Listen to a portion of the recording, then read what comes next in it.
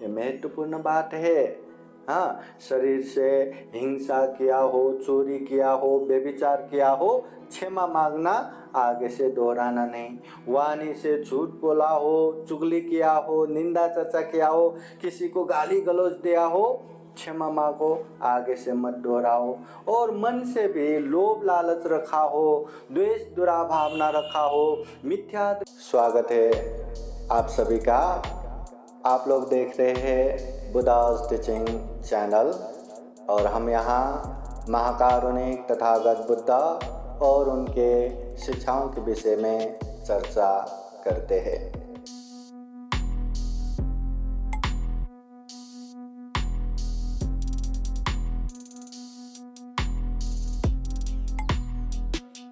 महाकारुणिक तथागत बुद्ध धम्म संघ को त्रिवार वंदना।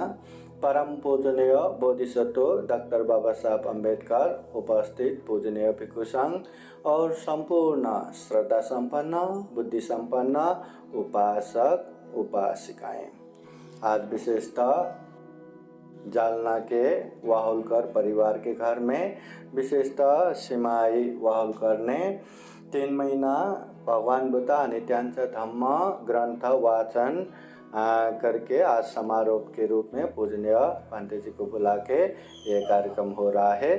संपूर्ण वाहुलकर परिवार, विशेषतः सिमाई को जीवन में खूब खूब बुद्ध का आशीर्वाद, धम्म का आशीर्वाद, संघ का आशीर्वाद रहे। बहुत सारा पुण्य धम्म करते हुए दुखा मुक्त निर्वाण की तरफ निरंतर आगे बढ़े।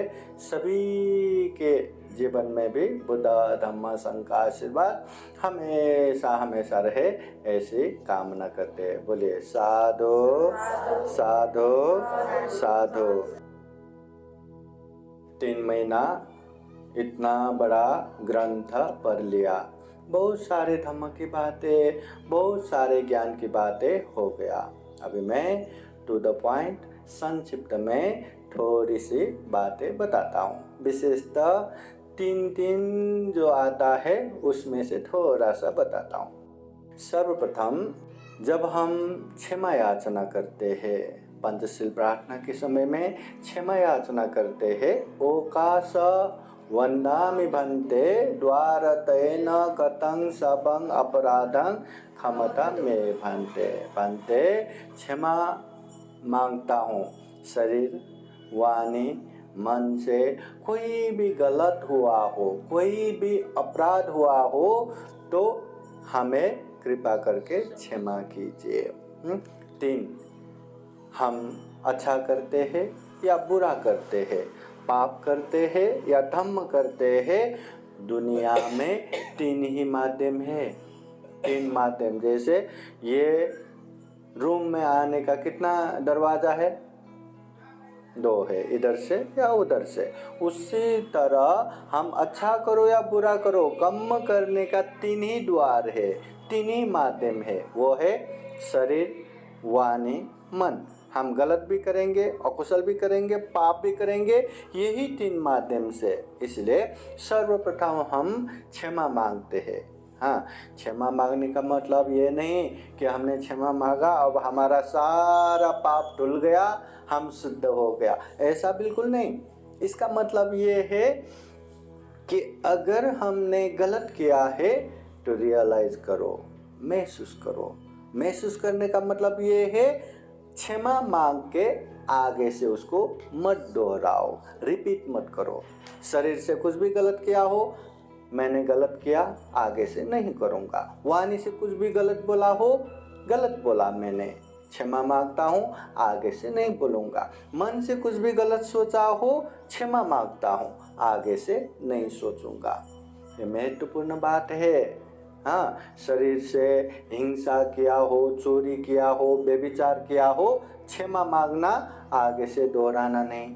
वाणी से झूठ बोला हो, चुगली किया हो, निंदा चर्चा किया हो, किसी को गाली गलौज दिया हो, क्षमा मांगो, आगे से मत दोहराओ। और मन से भी लोभ लालच रखा हो, द्वेष दुराभावना रखा हो, मिथ्या दृष्टि अंधविश्वासी हुआ हो तो क्षमा मांगो, आगे से मत बनो। तो महसूस करके आगे से नहीं करना। ये 3 द्वार, हम पाप भी करते हैं तो यही 3 द्वार, और पुण्य भी करते हैं तो यही 3 माध्यम से ही करते हैं। जितने भी शरीर से अच्छा करना हो, वाणी से अच्छा बोलना हो, मन से अच्छा सोचना हो, यही 3 माध्यम से। इसलिए ये 3 शरीर, वाणी, मन, इसमें पहरा रखना है। शरीर से गलत ना हो, वाणी से गलत ना बोले, मन से गलत ना सोचे, हमें ऐसा याद रखना। महाकारुणिक तथागत बुद्ध गृहस्थ में रहने वाले उपासक उपासिकाएं अगर वो जीवन में पुण्य करना चाहते हैं, धम्म करना चाहते हैं, तो उन लोगों को 3 बातें बताते हैं, 3 बातें सिखाते हैं। क्या क्या? पहला, दानं ददन्तु श्रद्धाय, श्रद्धा पूर्वक दान देना है, क्षमता से, ये श्रद्धा चित्त, त्याग चित्त से दान देना है, पहला। दूसरा, शीलं रखन्तु सर्वदा, हमेशा हमेशा शील पालन करना है, कभी कभी नहीं, हमेशा। हिंसा नहीं करना, चोरी नहीं करना, व्यभिचार नहीं करना, झूठ नहीं बोलना, नशा पता सेवन नहीं करना, ये पंचशील हमेशा पालन करना है, हमेशा। और तीसरा, भावना भिरता होन्तु, ध्यान भावना करना है, अपने आप को संयम में रखना है। संयम नहीं रखा तो आप कितने भी बड़े घर में रहो, कितना भी डिग्री लेके बैठो, कितना भी डॉक्टर बनो, इंजीनियर बनो, कुछ काम का है क्या? कुछ भी काम का नहीं। संयम होना चाहिए। उसके संयमता, उसके शील सदाचार बताते हैं कि वो कितने अच्छे हैं, कितने उच्च है। इसलिए ये दान, शील, भावना हमेशा पालन करना चाहिए। पुण्य करना है तो नहीं, हमें पुण्य करना ही नहीं, दुख मुक्त मार्ग पे ही जाना है। तो तथागत बुद्ध 3 बातें सिखाते हैं। क्या? शील, समाधि, प्रज्ञा। शील हमेशा पालन करना, क्योंकि शील आधार है। फिर समाधि बढ़ाना, एकाग्रता बढ़ाना, फिर प्रज्ञा बढ़ाना। प्रज्ञा ही दुख मुक्ति का मार्ग है। शील, समाधि, प्रज्ञा। दुख मुक्त होने के लिए, अरहंत होने के लिए कम से कम 10 पारमिता पूर्ण करना रहता है। दान, शील, निष्क्रम, वीर्य, प्रज्ञा, शांति, सत्य, अधिष्ठान, मैत्री, उपेक्षा, ये 10 पारमिताओं का घड़ा, ये पुण्य पारमिता अगर हम भरेंगे तो ही हम दुख मुक्त हो सकते हैं, अरहंत हो सकते हैं। तो अरहंत होने के लिए 10 पारमिता पूर्ण करना है। तो जो व्यक्ति बुद्ध बनना चाहते हैं, दुख मुक्त होना चाहते हैं, ये 10 पारमिता पूर्ण करना है। यहाँ बुद्ध हर कोई बन सकता है, महिला, पुरुष, बच्चे, जवान, वृद्ध, हर कोई बन सकता है। समझ गए क्या? जैसे कि मैं डॉक्टर, PhD डॉक्टर मैं, है ना, तो डॉक्टर दुनिया में मैं अकेला ही बन सकता हूँ और कोई बन नहीं सकता, ऐसा है क्या? नहीं। जो PhD करेंगे डॉक्टर, जो यहाँ मेडिकल में भी MBBS करेंगे, BHMS करेंगे, सब डॉक्टर, है ना। तो वैसे ही बुद्ध भी यहाँ हर कोई बन सकता है। तो बुद्ध भी 3 तरह का है। कितने प्रकार के हैं? 3 प्रकार के। पहला है श्रावक बुद्ध, दूसरा है प्रत्येक बुद्ध, तीसरा है सम्यक संबुद्ध। सम्यक संबुद्ध उसे कहते हैं जो खुद ज्ञान प्राप्त करके दुनिया को भी दुख मुक्ति का मार्ग बताते हैं। जैसे तथागत गौतम बुद्ध सम्यक संबुद्ध है। प्रत्येक बुद्ध वो जो खुद ही दुख मुक्त होते हैं, परंतु दूसरों को धम्म का प्रचार प्रसार नहीं करते। जब सम्यक संबुद्ध आएंगे, बताएंगे, तभी पता चलता है कि दुनिया में ये प्रत्येक बुद्ध होके गए करके, नहीं तो पता नहीं चलता। और तीसरा है श्रावक बुद्ध। श्रावक बुद्ध वो जो सम्यक संबुद्ध के उपदेश सुन के दुख मुक्त होते हैं। दुख मुक्त जो बनते हैं, अरहंत होते, निर्वाण प्राप्त करते, सभी के सभी बुद्ध है श्रावक बुद्ध। जैसे कि सारिपुत्र, मौदगल्यायन भिक्षु, है ना, उत्पल वर्णा, खेमा, पटाचारा भिक्षुनी, जो अरहंत हो गए, सबके सब श्रावक बुद्ध।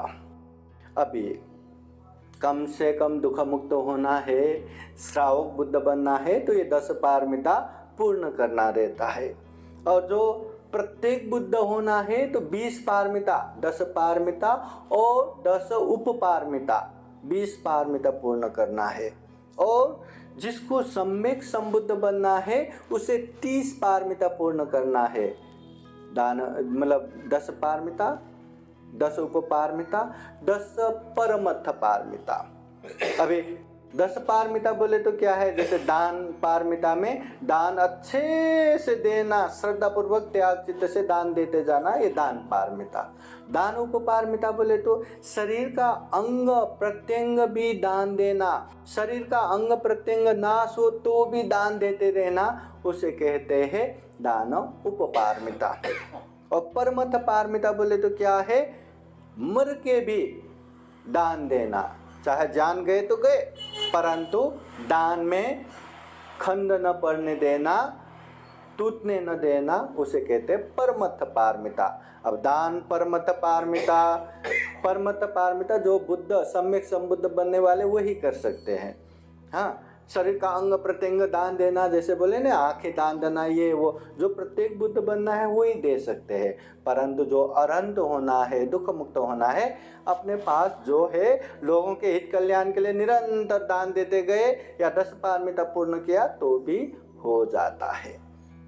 तो ये 3 प्रकार के बुद्ध और ये 30 पारमिता। बुद्ध धम्म में 30 शरण के शरण जाते हैं। त्रिशरण है। त्रिशरण बोले तो बुद्ध धम्म संघ के शरण जाना। बुद्धं शरणं गच्छामि, धम्मं शरणं गच्छामि, संघं शरणं गच्छामि। यहाँ बुद्ध के शरण जाना बोले तो बुद्ध को अनुसरण करना, धम्म को अनुसरण करना, संघ को अनुसरण करना। अनुसरण करना बोले तो फॉलो करना, उसके पीछे पीछे जाना।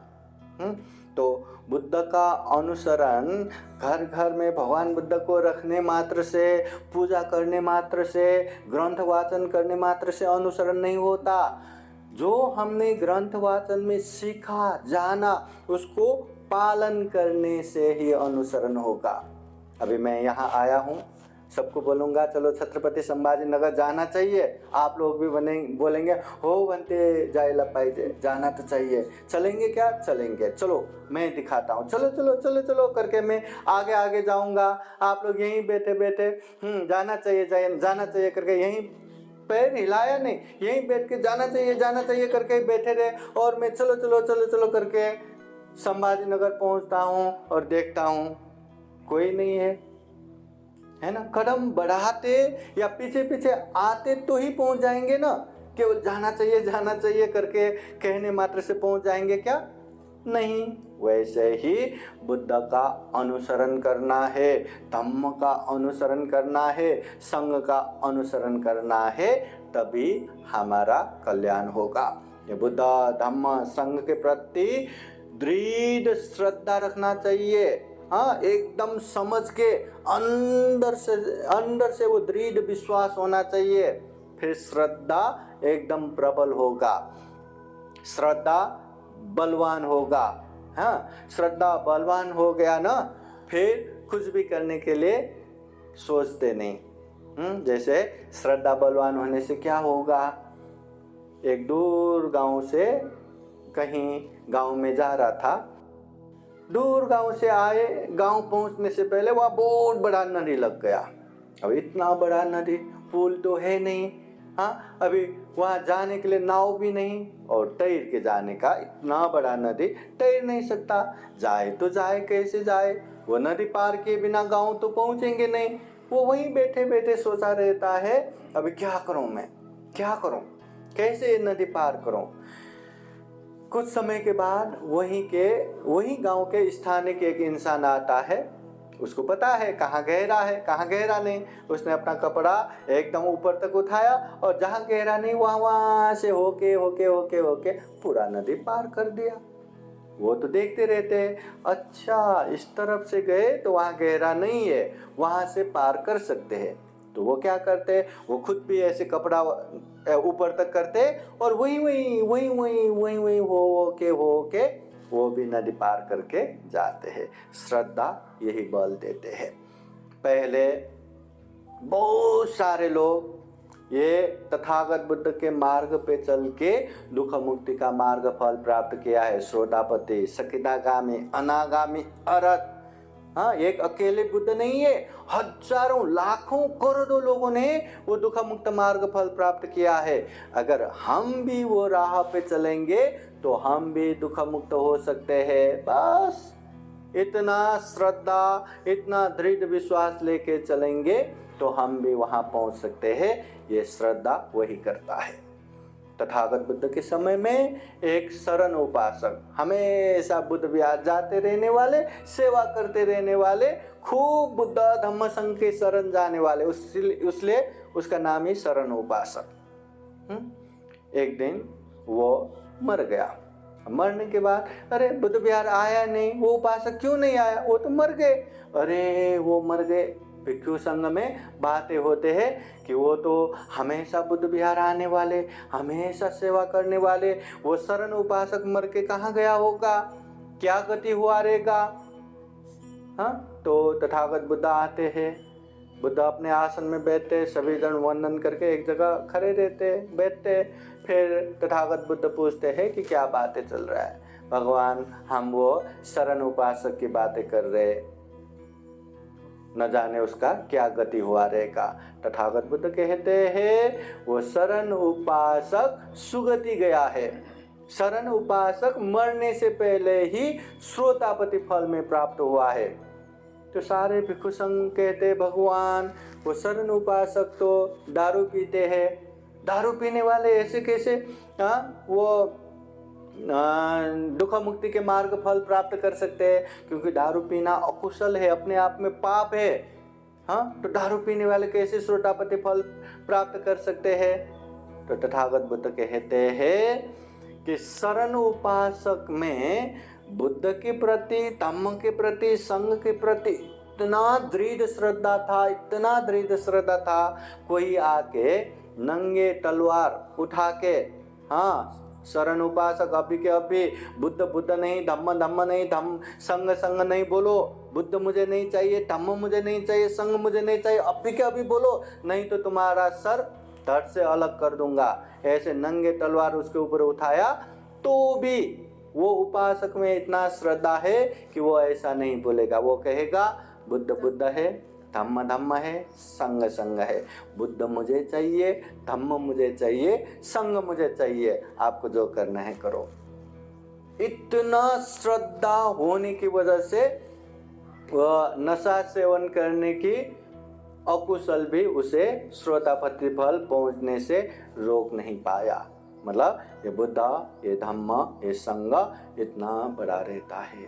हाँ, ये बुद्ध दुनिया में सबसे बड़ा रत्न, धम्म सबसे बड़ा रत्न, संग सबसे बड़ा रत्न, त्रिरत्न कहते हैं, बुद्ध रत्न, धम्म रत्न, संग रत्न। बाकी सोना चांदी हीरा मोती वो कुछ समय तक साथ देते हैं, वो भी अच्छे से सदुपयोग किया तो थोड़ा सा हमें सुख देगा, नहीं तो उसके लिए इंसान को मारते हैं, कितना खून खराबा होता है, झगड़ा कलह होता है। परंतु ये बुद्ध रत्न, धम्म रत्न, संग रत्न, इसके शरण जाके इसका अनुसरण करने से दुनिया में असीम अपरिमित हमें सुख देगा, शांति देगा, आनंद देगा, दुख मुक्ति का ये कारक बनेगा। इसलिए बुद्ध धम्म संग। उसके अलावा भी बहुत सारे हैं, तीन में। हाँ, जैसे भगवान बुद्ध त्रिलक्षण के विषय बताते हैं, अनित्य, दुख, अनात्मा, हर चीज नित्य नहीं है, अनित्यशील है। हर चीज अनित्य है तो दुख ही दुख से भर पड़ा है, और दुख से भर पड़ा है तो अनंत है। मैं नहीं, मेरा नहीं, उसको कितना भी मेरा मेरा करके पकड़ के रखो, ये अपना नहीं। अगर ये अनित्य, दुख, अनात्मा समझेंगे, प्रज्ञा से समझेंगे तो दुख मुक्त निर्वाण भी पहुंच जाते हैं। तो इस तरह तथागत बुद्ध के ये सारांश उपदेश है। हाँ, इस तरह का उपदेश हमें केवल जान के बैठना नहीं, समझ के बैठना नहीं, पालन करना है।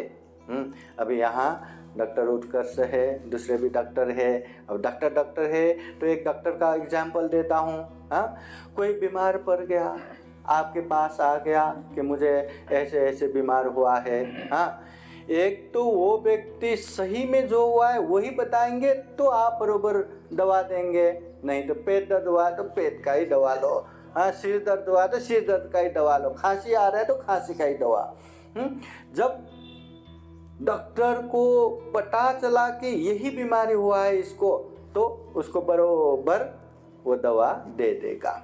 अभी दवा लेने वाला वो पेशेंट वो दवा रख के भगवान बुद्ध के सामने रख के, अरे ये इतना अच्छा दवा, ये दवा देने वाले इतने अच्छे डॉक्टर, ये दवा लेते ही मेरा सारा बीमारी चला जाएगा करके उसको भगवान बुद्ध के सामने रख के पूजा करके बैठे, स्तुति करके बैठे, हाँ, एकदम पूजा पाठ ही करके बैठे, परंतु लिया नहीं, केवल पूजा पाठ ही करके बैठेंगे तो वो दवा से उसका बीमारी चला जाएगा क्या? उसका बीमारी खत्म होगा क्या? दवा लिया ही नहीं, पूजा ही करके बैठा ना। हाँ, कुछ ऐसा ही तथागत बुद्ध का उपदेश है। केवल बौद्ध बनने मात्र से, केवल इसको पठन पाठन करने मात्र से हमारा कल्याण नहीं होगा। कल्याण बहुत है, डॉक्टर के पास पहुंच गए, बीमारी क्या है वो पता चला, बहुत कल्याण है, परंतु दवा लेने से जो कल्याण होगा वो नहीं होगा। वैसे ही तथागत बुद्ध के धम्म जानना, सीखना ये बहुत अच्छी बात है, परंतु उसको पालन करेंगे तो सही मायने में हमारा कल्याण होगा। इसलिए तथागत बुद्ध के धम्म को अच्छे से जानो, समझो, व्यवहार में पालन करते हुए ये दुर्लभ जीवन, यह अमूल्य जीवन, प्राणी जगत में सर्वश्रेष्ठ मनुष्य जीवन को सफल बनाए, सार्थक बनाए, अंत में जन्म जरा व्याधि मरण से मुक्त निर्वाण तक साक्षात्कार करे, ऐसे कामना करते हुए ये धम्म देशना यहीं समापन करते हैं। सभी का मंगल हो, सभी का कल्याण हो। भवतु सब मंगलं। साधु साधु साधु। बुद्धं नमामि, बुद्ध को नमन करता हूँ। धम्मं नमामि, धम्म को नमन करता हूँ। संघं नमामि, संघ को नमन करता हूँ।